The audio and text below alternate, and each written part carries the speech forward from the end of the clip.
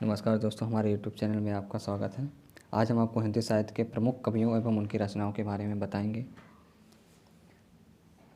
सबसे पहले आता है सूरदास जी। इनकी रचनाएं जो कि सबसे ज़्यादा महत्वपूर्ण है, जो यूपी टेट, सीटेट तथा ऑल टीचिंग एग्जाम्स में पूछा जाता है। सूरसागर, सुरपच्चीसी, सुरावली, साहित्य लहरी। एक बात और याद करके रखिए, इनको वात्सल्य रस का सम्राट भी कहा जाता है। इनको भावाधिपति का नाम से भी जाना जाता है तथा इनको अष्टछाप का जहाज के नाम से भी जाना जाता है। दूसरा आता है आपका सूरदास जी।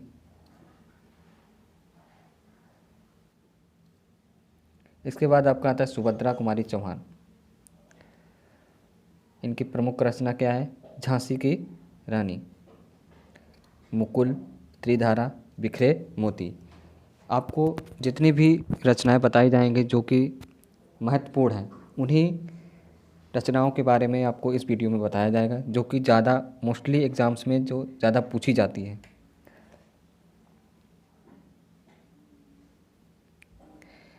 दूसरा आपका आता है अयोध्या सिंह अयोध्योत।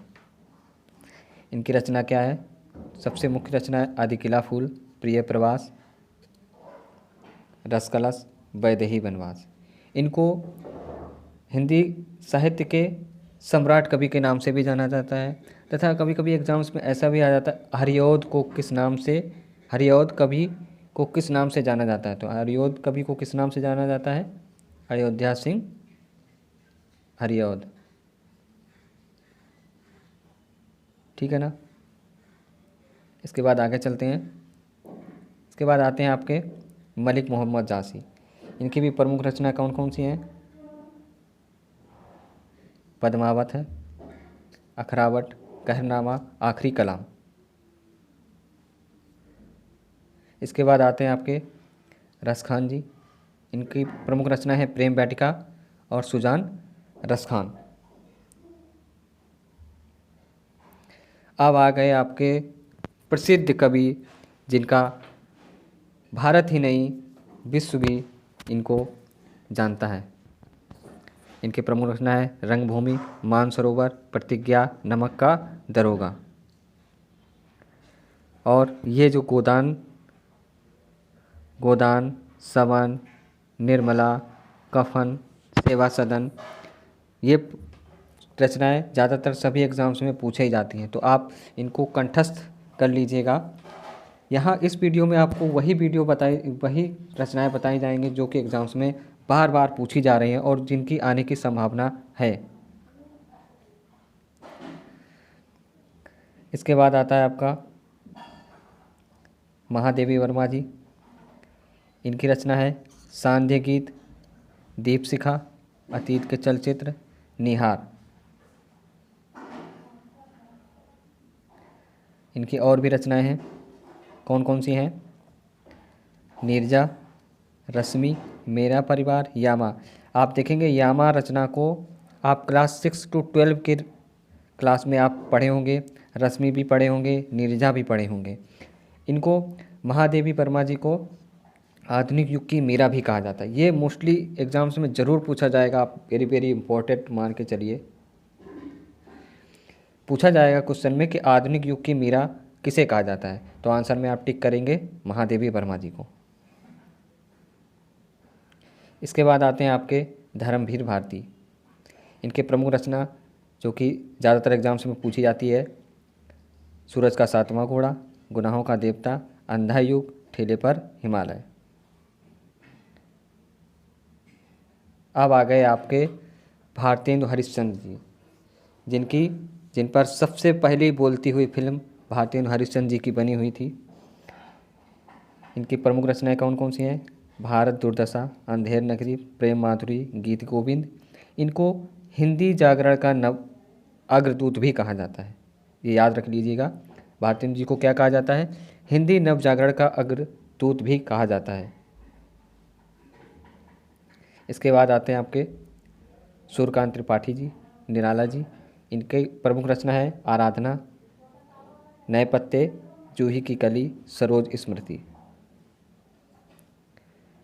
इनकी और भी रचनाएं हैं। कौन कौन सी रचनाएं? अनामिका, परिमल, कुकुरमुत्ता, राम की शक्ति। आप इनकी ये प्रमुख रचनाएं हैं जो कि पिछले एग्ज़ाम्स में भी पूछी गई हैं। 2010 से लेकर के 2020 के बीच में ये सारी रचनाएं बार बार पूछी गई हैं। इनको हिंदी साहित्य का महाप्राण भी कहा जाता है। मोस्टली ये क्वेश्चन आप याद कर लीजिएगा इस चीज़ को कि सूर्यकांत त्रिपाठी जी को हिंदी साहित्य का महाप्राण भी कहा जाता है। इसके बाद आते हैं आपके सूर्यकांत त्रिपाठी जी। इनके प्रमुख रचनाएं रसमीमांसा, जायसी ग्रंथावली, त्रिवेणी। इनको मुनि मार्ग के हिमायती भी कहा जाता है। ठीक है ना, हिंदी साहित्य के मुनि मार्ग के हिमायती भी इनको कहा जाता है। इसके बाद आते हैं आपके जयशंकर प्रसाद जी। इनकी प्रमुख रचनाएं कामायनी, आंसू, चंद्रगुप्त। इसमें आप और ऐड कर लीजिए स्कंदगुप्त।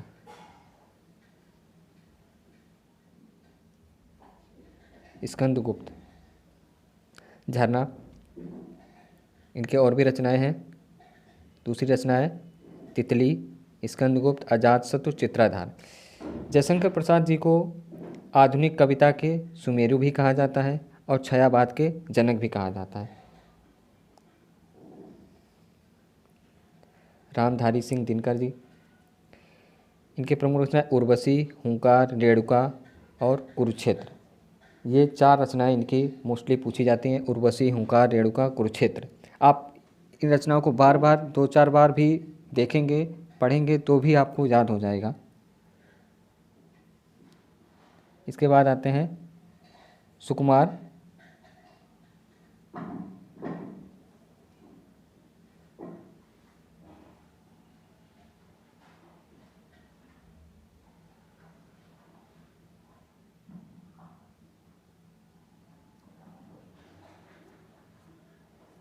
सॉरी, गलती से।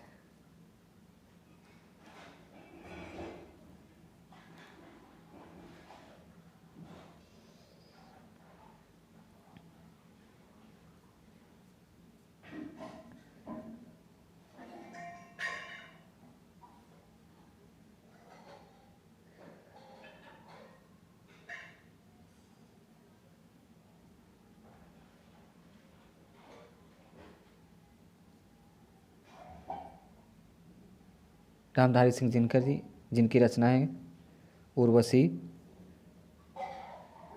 हुंकार, रेणुका, कुरुक्षेत्र। ठीक है दोस्तों। इसके बाद आते हैं सुमित्रानंद पंत जी, जिनकी रचनाएं कला, बूढ़ा चांद, चितंबरा, युगांत और स्वर्णभूमि। इनको प्रकृति का सुकुमार भी कहा जाता है। इसके बाद आते हैं आपके तुलसीदास जी। इनकी प्रमुख रचनाएं विनय पत्रिका, दोहावली, हनुमान वाहक, पार्वती मंगल। इनको हिंदी कवि का शिरोमणि, लोकनायक, हिंदी का जातीय कवि, मानस का हंस भी कहा जाता है। इसके बाद आते हैं आपके मैथिली शरण गुप्त जी। इनके प्रमुख रचनाएं भारत भारती, साकेत, जयद्रथ पद, यशोधरा। ये इनको प्रथम राष्ट्र कवि के नाम से भी जाना जाता है। इतना याद कर लीजिए। इसके बाद आते हैं आपके हरिवंश राय बच्चन जी, जिनको हालावादी कवि भी कहा जाता है। इनके प्रमुख रचनाएं मधुशाला, मधुकलश, निशा निमंत्रण, क्या भूलूं क्या याद करूं। ये मोस्टली हर एग्ज़ाम्स में पूछा ही जाता है, चाहे तो आप याद कर लीजिए। REET, UP TET, C TET, किसी भी टीचिंग एग्ज़ाम्स में आप देखेंगे तो मोस्टली इन चारों रचनाओं में से किसी न किसी एक को आप देखेंगे ज़रूर। आशा करता हूँ दोस्तों इतनी ही रचनाएं थी। मोस्टली लगभग 100 रचनाएं हैं। आशा करता हूँ आपको हमारी दी हुई जानकारी से ज़रूर आपको मदद मिलेगी। अगर आपको मेरी वीडियो पसंद आती है तो प्लीज़ सब्सक्राइब एंड लाइक करें। धन्यवाद।